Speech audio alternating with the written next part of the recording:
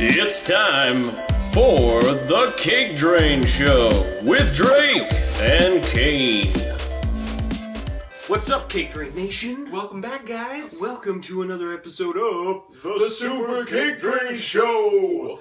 Drake's just back from his trip to AMTC, so go check out the vlog where he can tell you all about that awesomeness. All kind of fun stuff. But we're now back here on the show, and we're going to be doing a top 5. Top 5. Now, before I get into the top 5, we just want to announce that because this month, the month of May, there's 2 pretty big Marvel movies coming out. Major. You may have heard of them. Hint, hint. But if not, Captain America Civil War comes out this week. Oh, yeah. This weekend. And at the end of the month, the new X-Men Apocalypse movie comes out. As a result, we're going to be doing a lot of Marvel-themed videos this month. So, Marvel Mavel? Mavel. Sounds like like navel. Yeah. It does. It really does. But anyways, Anyway. today we're going to be talking about our top 5 Marvel Cinematic Universe movies. Ooh, yeah. Should be exciting. Should be pretty awesome. Alright, ready? Number 5. 3, 2, 1. Iron Man 2. Close. Very close. So why is Iron Man 3 your number 5?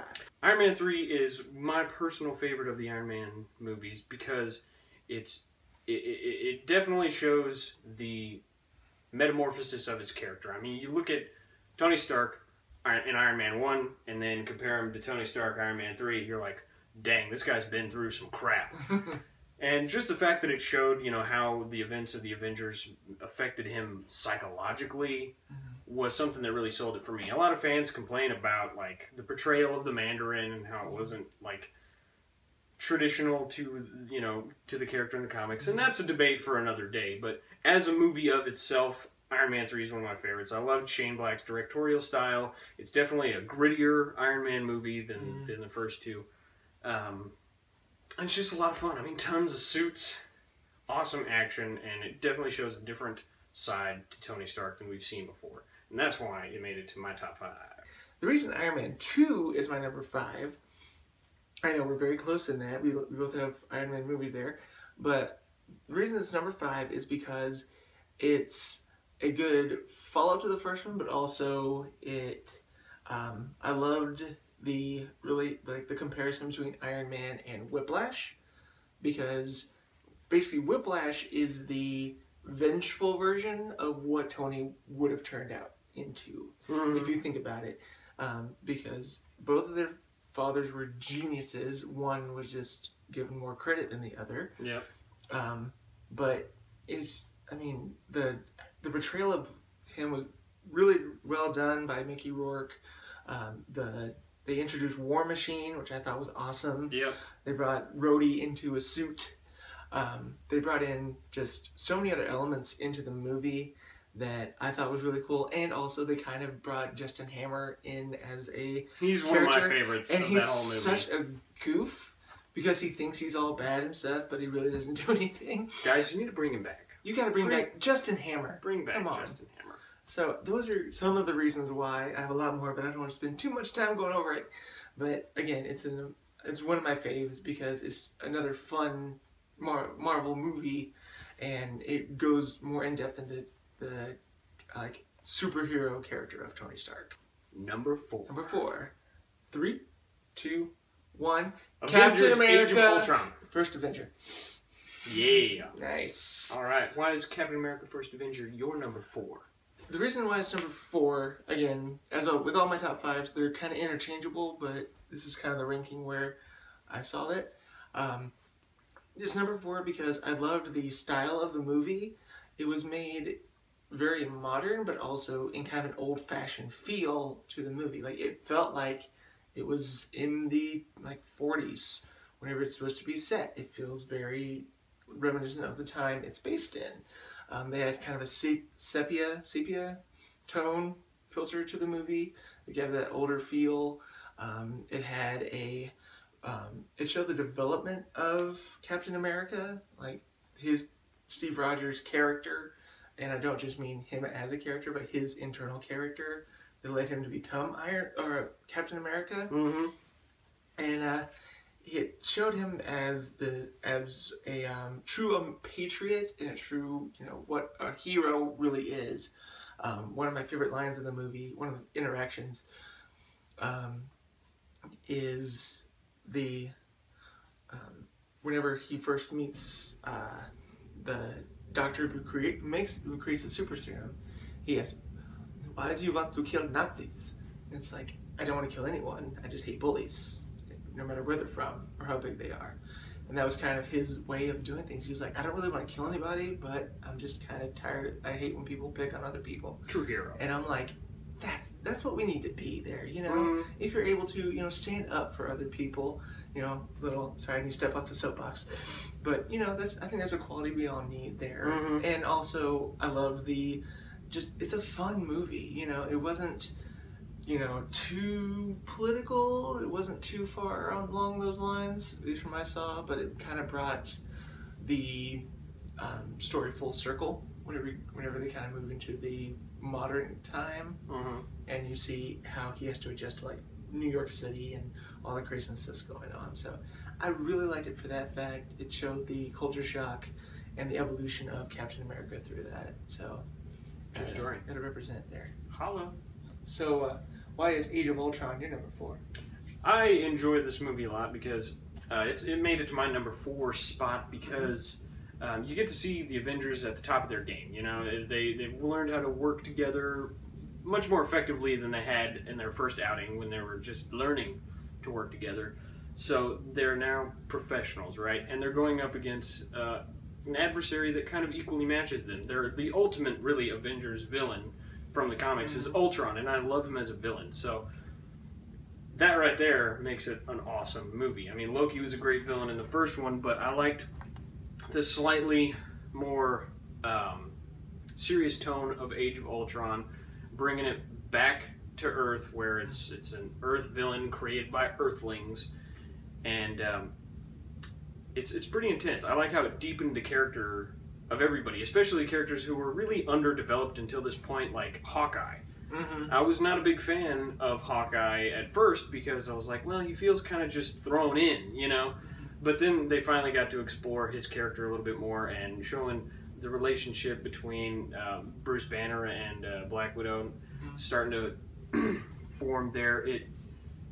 It branched out the characters and brought them down to real life in an Avengers movie, which I know is hard because you're balancing. It's a big balancing act with all of these characters. And the first one didn't get a chance to do that so much. They kind of were just focused on the climax of the first phase. And this one, it's like, well, let's get to know these characters a little bit more, and as well as set up the next phase. And I thought it was slightly superior to the first Avengers, and it's just a really fun, epic movie. And that's why I made it to my number 4. And I want to see more Ultron. I know he's dead, but come on. Number 3, 3, 2, 1. AntMan. Captain America: Winter Soldier. We were off today for some reason. It's all you, man. It's my fault. Sorry, I had a long weekend. Why is AntMan your number 3? You gonna be all right? Yeah, I'm good. All right, we'll continue. We're gonna keep going. AntMan is one of my favorites because this was one of the first Marvel superhero movies to come out, other than Guardians of the Galaxy and Phase 1, where it was more of a self-contained movie that didn't really cross over much with the others. Now, crossing over isn't a bad thing, but it's not always necessary, and sometimes it can hurt a potential movie if you're focused too much on like jabbing. You're like, hey, we're crossing over. Now, some people give criticism to the crossover sequence between Ant-Man and Falcon. They're like, well, it's kind of unnecessary. It seemed just like a crossover just for the sake of having a crossover. Be that as it may, the smaller scale, no pun intended, of Ant-Man is really refreshing. It's a witty comedy and heist movie. You know, it's a superhero heist movie more so than just like, oh, we gotta save the whole freaking world, you know, like always. And I like that. It was definitely refreshing. It was one of the funnier ones, and it kind of made people remember the fun of Iron Man 1 and the more self-contained Marvel movies. And so that's good. Nice. Crossovers, bridges are awesome, but singular kind of standalone movies like Ant-Man and Guardians of the Galaxy are awesome, and that's why I made it to my number 3. Go Ant-Man. Can't wait to see you again in Civil War. Nice. But the reason Winter Soldier is number 3 is kind of like how Iron Man 3 was.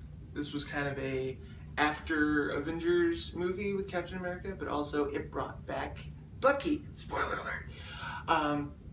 If you haven't seen it, again, you need to just sit down and watch Phase 2. But I loved the fact that, for one, they introduced the Winter Soldier as this mystery character. For someone like me who didn't really know, it was very interesting because you just see this dude with a metal arm and this mask, and he's able to be an equal to Captain America almost. And that was kind of a shock. He was like, oh, he's a threat. Mm. And they did bring in Black Widow into the mix, and they kind of showed, you know, Captain America's side of everything. But it was a really cool evolution of the storyline, because it showed, you know, are you willing to go against your best friend if you need to? And, you know, it makes you think, wonder, like, if me or Cain went crazy, you know, would we be able to take the other one out? You know, are you willing to fight your friend to get them back, or are you willing to step aside? Yep. So, it's a very interesting story, and it does kind of, like, it goes into Civil War, because they kind of, like, reference what he did as a Winter Soldier, but there's more into it. But that's why it's number 3 on my list, because it's a great follow-up, but also a good, like, storyline, and brought back characters and things like that. It's a very exciting movie. Oh yeah. So, very, very good choices. Number 2. 3, 2, 1. Avengers. Winter Soldier. Close. Yep. So, well, Winter Soldier made it to my number 2 for a lot of the same reasons, like Drake said. But to me, this was kind of like one of the most different Marvel movies as well. Different to Ant-Man, but also it kind of flipped the whole Avengers thing on its head. You know, when we're dealing with internal threats rather than external ridiculous threats, it's conspiracy, espionage. It was like part Captain America movie, part Jason Bourne movie. It had a lot of cool stuff like that. Some of the best action sequences we've seen in one of these movies, where instead of, you know, a lot of CG flashy action, it's a lot of choreographed fights. It was a very in-your-face movie, on a lot of levels. And the creative team behind it, the Russo brothers, proved that they were more than ready to take on the rest of Marvel, because Joss Whedon basically passed the torch on to them. He's moving on to other things, and now they're the ones kind of being the creative consultant. Manning the helm. Yeah, exactly. Kind of overseeing the future, the near future of the Marvel Cinematic Universe. And it was their proving grounds, and so we know that Civil War won't disappoint, because they're directing that one too. It's going to be an amazing follow-up. I love Winter Soldier. It's going to be awesome. The reason Avengers is my number 2 is, I'm not going to lie, because it is the first time we see all these heroes kind of team up and, you know, find out what happens when they collide. Because it was a very fun movie. It was a good movie to live up to the hype that was built up to it. And also, the humor in it was really great, because they all kind of poke jabs at each other throughout, like, at the beginning, when they're first getting together on that. Like, Tony Stark kept poking at Bruce Banner, like, are you going to hook up? How do I get you mad? You know, he's like, and you see him just like, you see Bruce giving him this look like, really? You don't want me to go freak out. And also, one of my, again, I'm a quote person, with Iron Man, whenever he meets Thor and he sees his, like, costume, he's like, doth mother know thou wearest her drapes? And Captain America, whenever he sees Loki and Thor starting to fight, he's like, these people are considered gods by people. And he's like, there's only one god, ma'am, and I'm pretty sure he doesn't dress like that. So just those laugh moments in the middle of these things made it very, made it more entertaining. And I love the fact that it led into the introduction of Thanos, if you stick around for the after credit scene. They kind of, they, you know, showed Thanos as being a threat in the next coming up movies. Yep. So all the movies leading up to it led to this big like point climax, and it didn't disappoint. Yep. So very well done by Joss Whedon. I can't wait to see what the new directors do with the rest of the cinematic universe.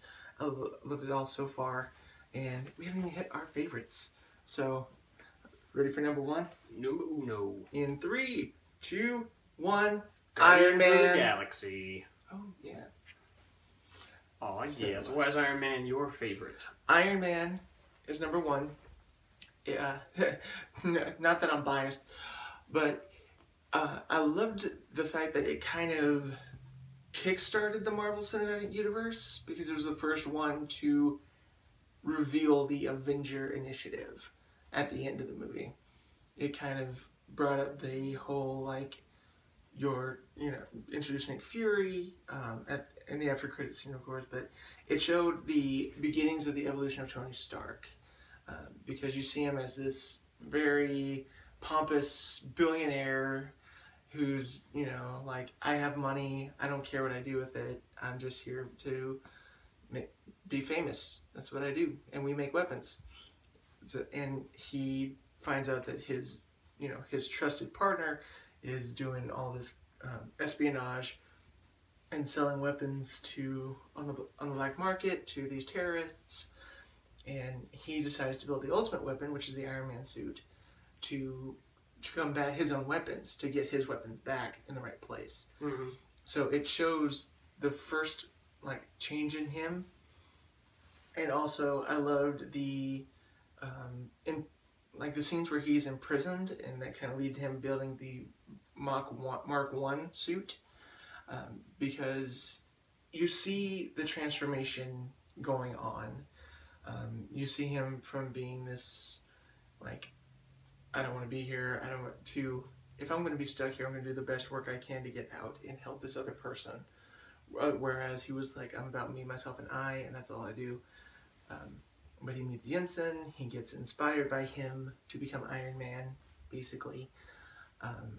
And also, I loved the villain in this movie, because, again, it wasn't an outside threat. It was his partner, who was power hungry and just wanted the best weapon possible. Mm-hmm. Even if that meant killing off Tony to create it, he was willing to go that extra bit, and shows how crazy he was. And also, we have Agent Coulson, who's starting to, mention S.H.I.E.L.D. and get, throw those little tidbits at us, kind of like the carrot on the stick, like, oh, maybe. And then, so I loved it because it kickstarted everything. It had some of the, it was a good self-contained movie to start everything out. And the good evolution of character, the good story arc for characters was really well done in that movie. Yep. I agree. It's definitely a landmark movie. Very much so. Well, Guardians is my favorite out of the Marvel Cinematic Universe, because, like Iron Man was a landmark movie in launching the MCU, I feel like Guardians of the Galaxy was a landmark movie for all superhero movies to push the idea that no comic is too obscure or too strange, and that it's not about the individual characters themselves, how outlandish they are, how relatable they are. It's about the talent of the filmmakers, the creative team behind the movie, that really counts. They prove that. Well, who's Guardians of the Galaxy? A lot of people that aren't like super comic nerds are like, what the frick even is that? I mean, I had only heard of Rocket Raccoon. I hadn't heard of anybody else in the team, and so I'm like, okay, that kind of piqued my interest. And James Gunn delivered this blockbuster hit that made it's one of the most financially and critically successful out of all of the all of the MCU movies, and it's also one of the most self-contained post Avengers movies.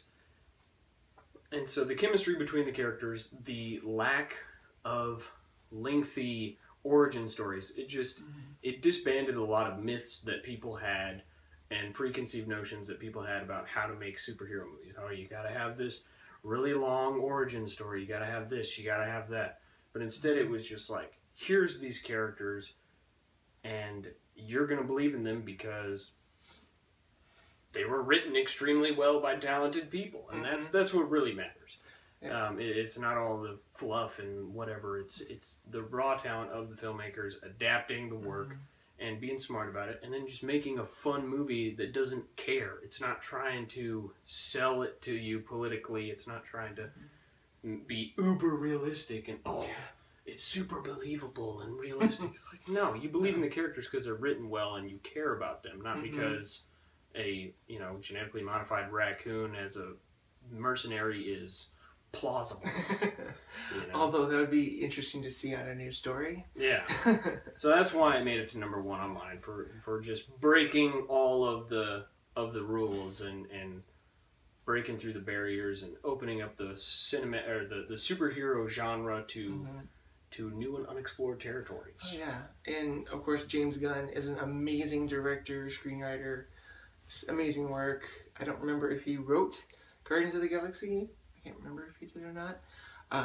Did he? Yeah, I think he did. He was co-writer. So hey, and because he wrote the script for Scooby-Doo, he directed a lot of our favorite movies from past independent films and stuff like that. So he's an amazing filmmaker. And just to say, like, these are just our top 5. Yeah, these aren't necessarily what we think are the 5 best. No. From just a more technical standpoint. Yeah. But these are our personal top 5s. So comment below your top 5s in the MCU and get ready for Civil War coming out. It's coming this week. I'm very excited for that. It's going to be awesome. Be sure to check out our friends and all the other channels linked in the description. More specifically, D-Rock up in Canada. He rocks it out on The Real D-Rock 1, talking about whatever's on his mind. And Wrestling Talk 1, he talks about all things pro wrestling. And the man's a pro wrestling referee, people. Yep. He knows his business. And if you get a chance, head over to my channel like we mentioned at the beginning. I just got back from an awesome weekend at AMTC. That's why I'm kind of out of it. But it was a lot of fun. Hopefully you see that in the video. And stay tuned for more. There's some CakeDrain extras coming. Oh, yeah. So be ready for all that fun stuff. We will see you next time on the CakeDrain Show. Peace out. And remember, Bruce!